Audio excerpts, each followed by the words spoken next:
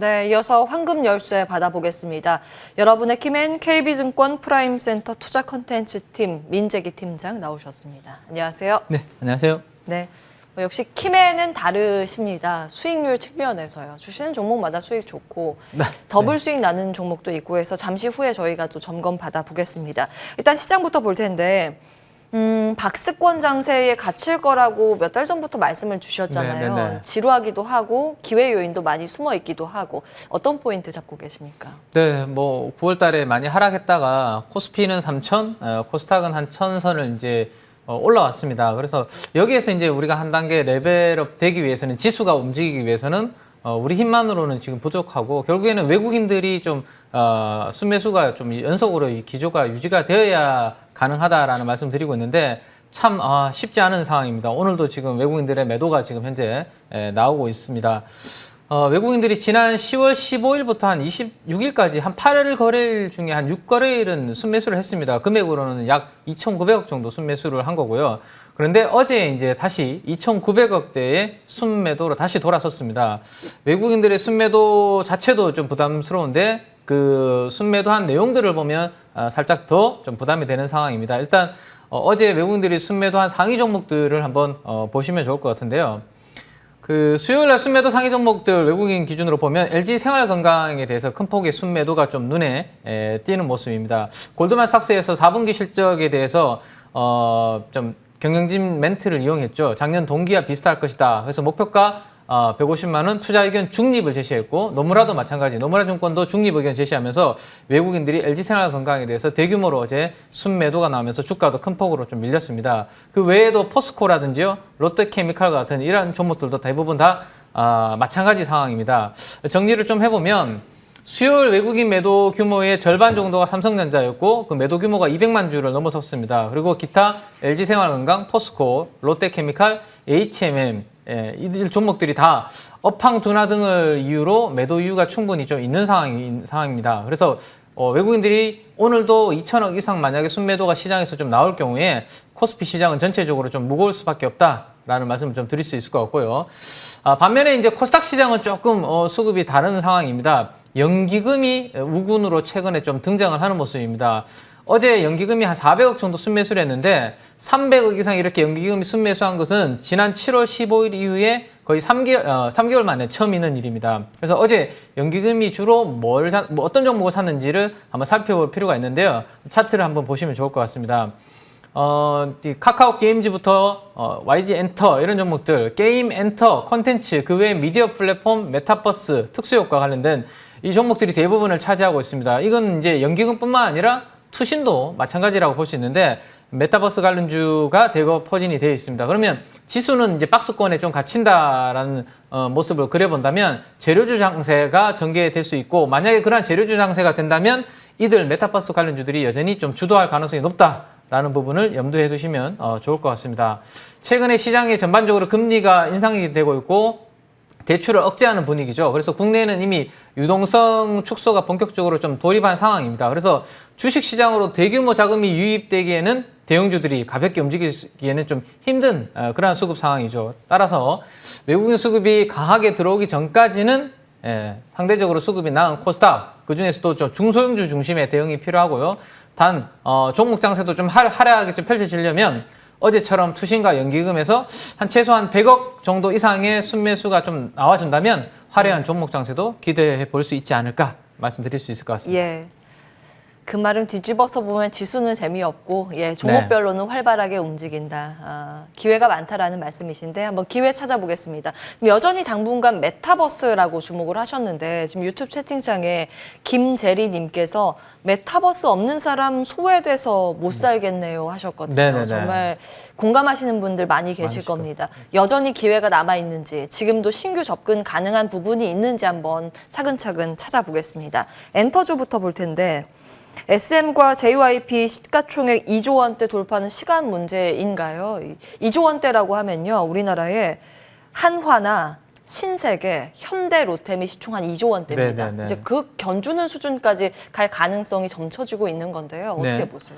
네, 일단 수급적으로 가능할 수도 있을 것 같습니다. 제가 봤을 때는 일단 조금 전에 우리가 이제 연기금과 투신을 중심으로 메타버스 관련주들 쪽으로 수급이 좀 어제도 좋게 들어왔다라는 말씀드렸는데 10월 13일경에 메타버스 관련해서 4개의 메타버스 ETF가 출시가 되었죠. 그래서 이 중에서 메타버스라고 관련주라고 생각되는 종목들을 잘 편입한 ETF가 있는 반면에 야, 이런 종목도 메타버스 관련주라고 할 수 있는 거야 라는 생각이 드는 ETF도 있긴 했습니다. 아무튼 4개 ETF에 편입한 엔터주들을 제가 인기도 순으로 한번 정리를 한번 해보니까 4개의 ETF에 모두 편입되어 있는 엔터주는 하이브랑 YG 엔터였습니다.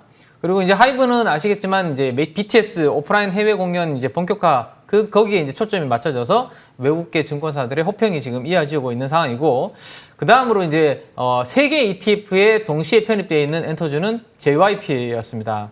그리고 마지막으로 2개 ETF에 편입된 종목이 SM이었고요. 그러면 최근 시장에서 메타버스 관련주들이 핫하고 이들 ETF로 지금 자금이 아주 크게 들어오고 있는 상황입니다. 상장 2주 만에 1,500억 원이 넘는 개인 투자자들 자금이 지금 몰리고 있다라는 이야기가 기사로 나오고 있는데 이렇게 ETF로 자금이 들어오면 ETF 내에 편입되어 있는 종목들을 기계적으로 살 수밖에 없는 그러한 수급 상황이 만들어질 수밖에 없죠.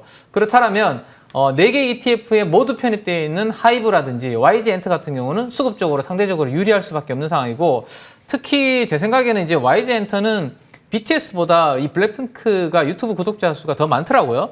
그래서 이 블랙핑크라는 강력한 아티스트를 보유를 하고 있고 이 기존의 뭐 음식료라든지 다양한 이제 방만했던 사업을 정리를 하고 자회사 YG 플러스도 수익 기반이 이제 확실해진 점 등을 감안하면 상대적으로 좀 저평가 메리트가 아직까지 있지 않나라는 생각이 듭니다. 그래서 하이브가 BTS의 해외 오프라인 공연으로 주가가 지금 좀 뛰는 부분이 있다면 블랙핑크의 해외 오프라인 공연 소식도 조만간 들려올 가능성이 높지 않을까 싶고 JYP 대비해서 YG가 조금 아직은 좀 싸다라는 생각이 듭니다. 그러면 탑픽을 YG로 YG로 보시는 거네요.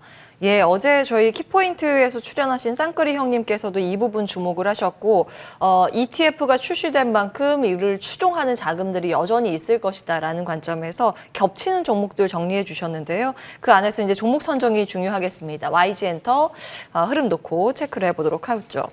그리고 이제 메타버스 테마라 그러면 여러 가지가 있겠습니다만 요즘 돋보이는 섹터가 또 게임주 아닙니까? 네네네. 그리고 게임주 안에서 지난번 9월 30일에 위메이드 말씀을 주시고요. 네. 수익률이 150%를 넘기고 있습니다. 이제 위메이드 먼저 이제 보유하고 계신 분들 어떻게 해야 될지 AS 받고요. 게임주 네. 이야기 조금 더 해볼게요. 네. 저는 더 갈 것 같은데. 여기서 더요? 네네네. 우리가 어떤 이제 포인트로요? 주식 투자하면서 그 10배 종목을 10배거라고 이야기를 보통 하는데 그 연초에 이제 위메이드가 한 2만 원 정도 주가부터 시작을 했다면 20만 원 가면 이제 10배거 이야기가 이제 나오거든요. 지금 한 17만 원 정도 저는 왔다 갔다 좀 하는 것 같아요. 어제 오늘. 그래서 아직까지 한 10배거 그림을 한번 가지고 계신 분들은 저는 그려보셔도 되지 않을까라는 생각을 좀 가지고 있습니다.